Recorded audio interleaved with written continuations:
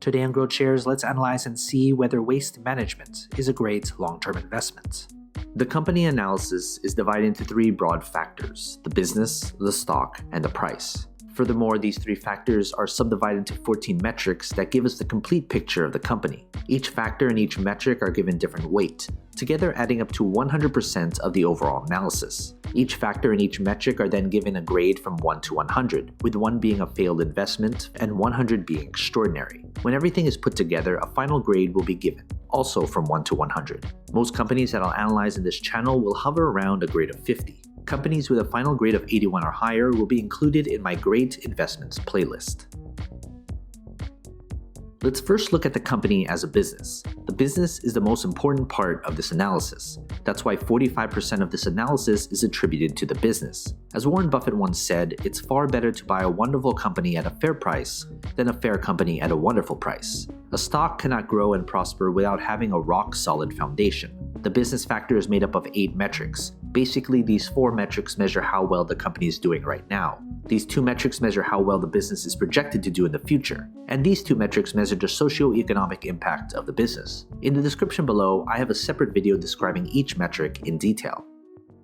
Based on this grade, I would consider this an average business. This means, as a business, it's no different than half of all the businesses out there. Everything else going forward would need to be good in order to make this an attractive investment. Next, let's look at the company's stock. We can't easily invest in something unless there's shares available to buy and sell. That's why 35% of this analysis is attributed to the stock. If the business is the foundation of a company, the stock is a reflection of that foundation. Does the market reflect how good or bad the business has done?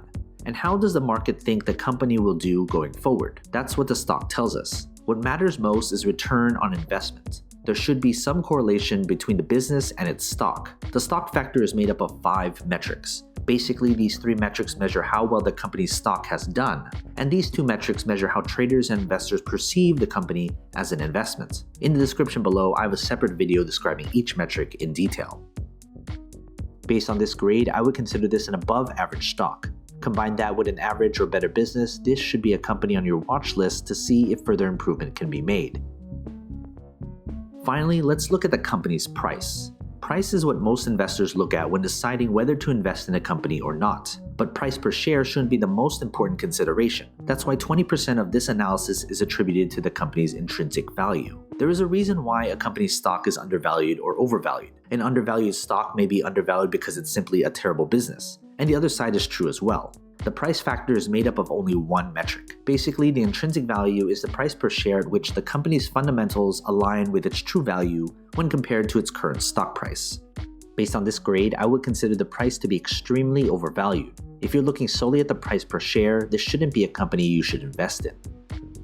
Now that we have everything calculated, let's figure out the company's final grade. If you want a database of the companies I've analyzed, consider becoming a subscriber to my Patreon.